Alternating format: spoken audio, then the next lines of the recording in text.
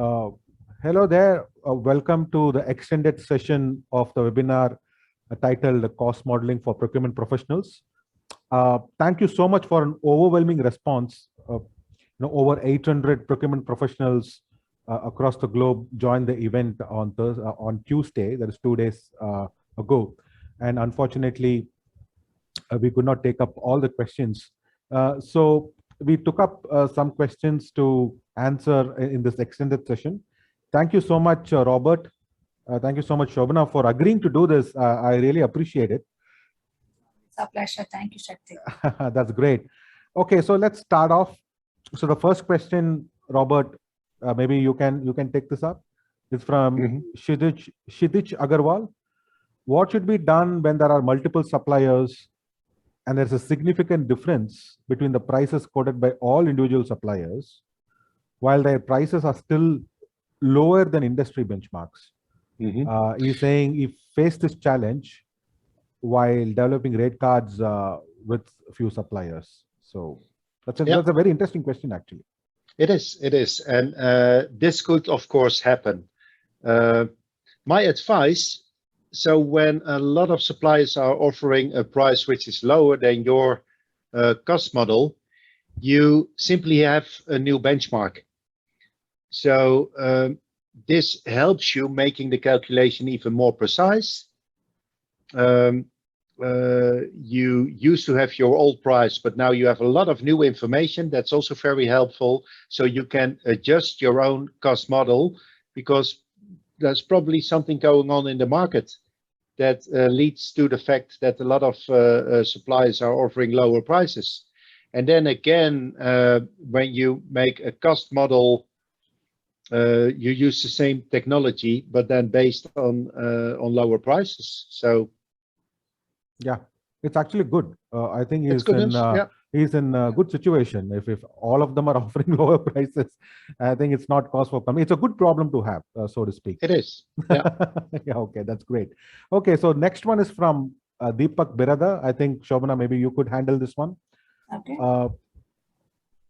For some categories, example, supplier specification parts is sold by the price list. So he's saying few won't share the cost breakup, and they would say it's a take it or leave situation. So what can be done to make them agree to share the cost breakup? I mean, it depends on the supplier and buyer relationship all the time, Shakti. Okay. So I would say they have to have a better relationship with their suppliers in order to convince them to get the cost breakup. Maybe if not a detailed breakup, at least on a high level, so that when they approach people like us, we will have the industry benchmark and they will be able to compare it with the supplier benchmark that they receive as a buyer. So,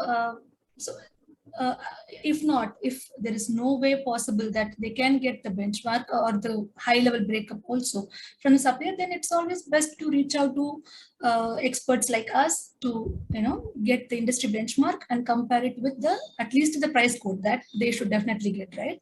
So they can compare it with the price list that they have got, and they can take a decision accordingly. Okay, so basically saying if they are not willing to give, they can take data from a third party service provider. It could be either us or anyone else for that matter in the market. Yes. So get the data from a third party service provider and then take that cost sheet back to the supplier and then start the negotiations all over again. Yes. Half of the time they will provide cost breakup. I mean, in my experience, I have seen that happening.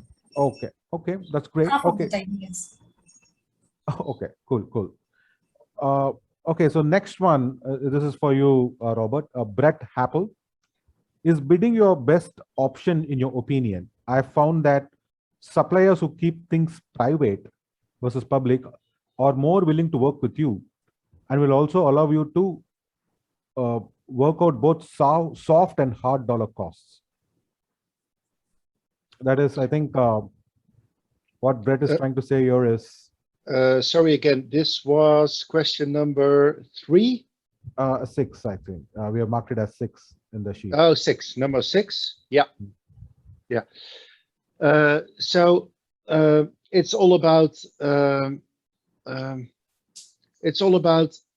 direction, and it's not about perfection.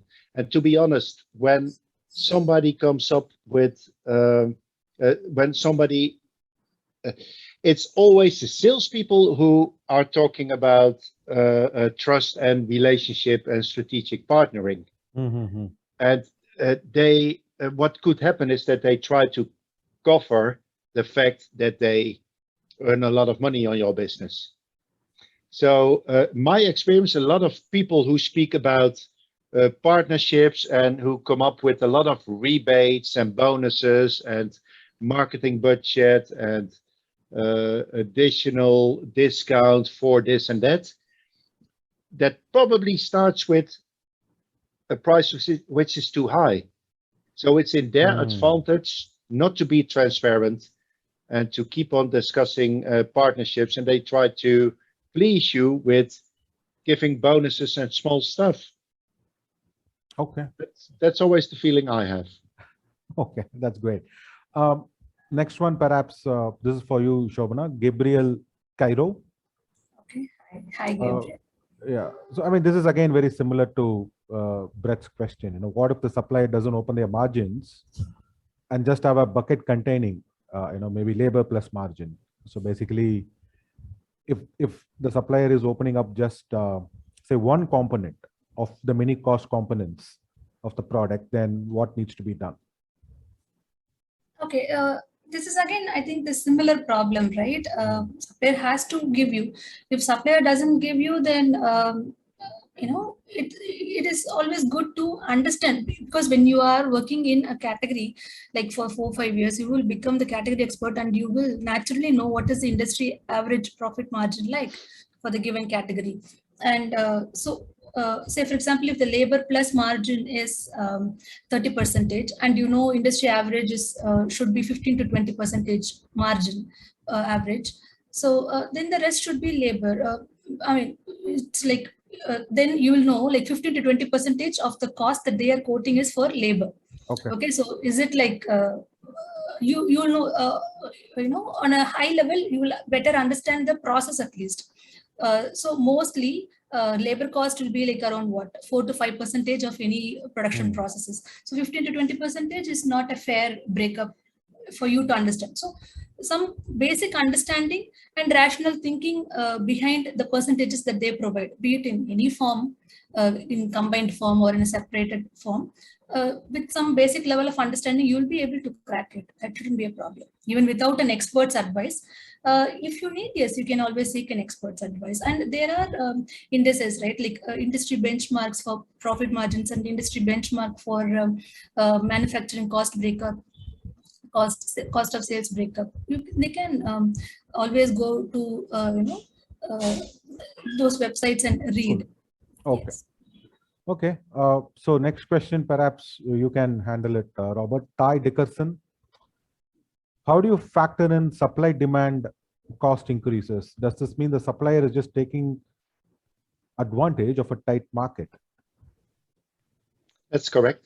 That's correct. So looking at the market mechanism is exactly the opposite of cost modeling.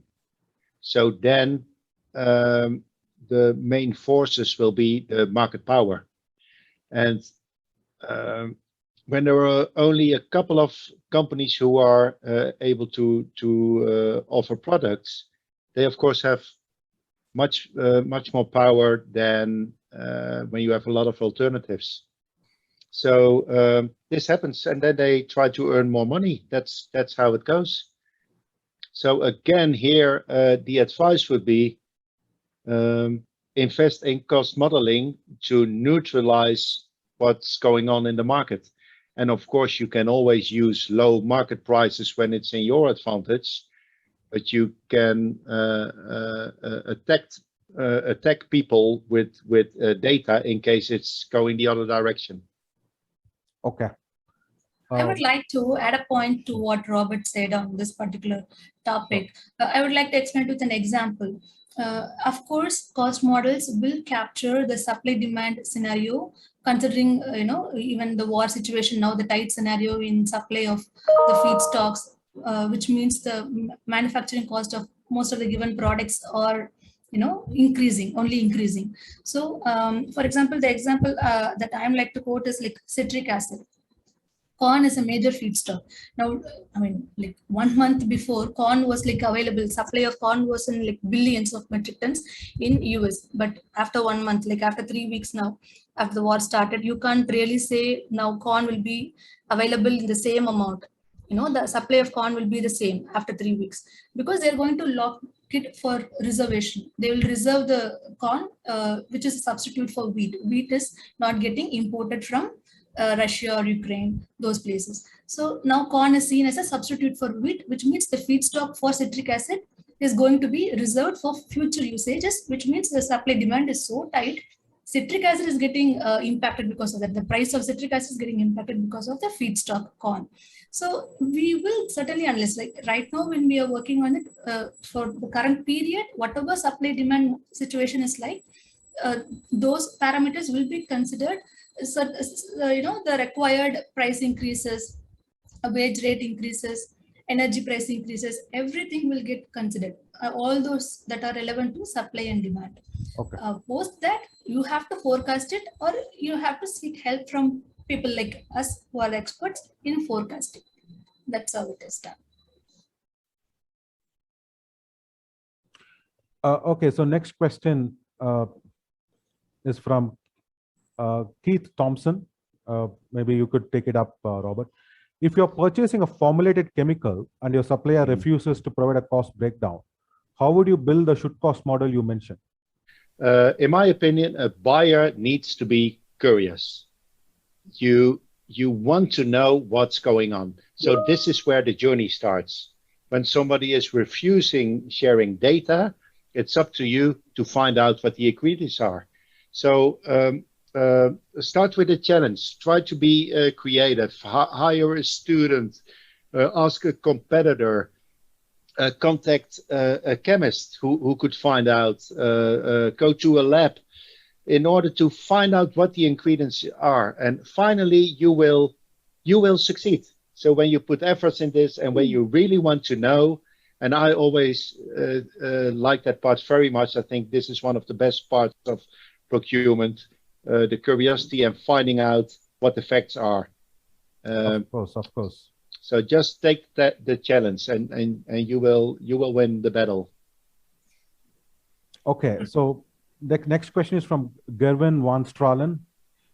Maybe you could handle that, Robert. So where do we get the information which is robust and validated? Do we get robust and validated information from conversation with suppliers? And if so, is the sales price increase component or production cost? Yeah. So basically saying, how do we know the data that we are getting is robust and reliable? Yeah, it would be a mistake to focus too much on only the information of your supplier, because they are not neutral. They try to sell, they try to earn money, which is okay, but you need to have some kind of benchmark. So use external data like Bureau is offering. Then you have a beautiful benchmark, and that can help you. Then you can compare the benchmark information with the information that your supplier is giving you, and that would lead to a dialogue. And don't focus on sales prices. Try to focus on costs. That's the basic. Okay. So next question is again very good question from Gemma Leba. Isn't it risky to be consolidating in just one country as it happened during the pandemic? I would understand rationalizing and would have a backup system. So basically, supplier consolidation point that we made during the presentation. Yes. Yeah, it's actually, I mean, it is counterintuitive to think that, we would be consolidating in one country. So Shobana, would you like to add a few points here? Yes, sure, Shakti. Actually, yes, it's true. During situation like now, people, actually the category buyers are looking for supplier diversification, which is true. When we say volume consolidation, it is not just about for the current scenario, right? It's on a long-term basis, which we have, I think, touched upon during our webinar session as well. Yeah. So yes, and also this was suggested for high volume, low value products. like packaging products, tubes, laminated tubes, carton boxes, corrugated boxes. Why to look out for too many suppliers across many geographies? So that in those cases, it's all strategy, right? For such products, consolidation is important. Whereas if you look for vaccines, like that is the major business for you. So in those cases, you can split among many suppliers, but even in that, the geographies does matter. Like I quoted, Europe is less costlier compared to North America due to the initial investment that is required to manufacture vaccines, right? So it's not wrong to have all your suppliers in Europe. That's okay. It's just, even in Europe, you have to diversify according to your requirement. So you just don't have to rely on one supplier A alone. Always have supplier A, B, C, and also one or two suppliers as backup whenever it is required. Yeah, she meant in one country, consolidating all in one country. In a market. Region is good. Yes, one country, maybe, yes, it's risky. One region, yeah. Any final thoughts you want to add, Robert, before we close out?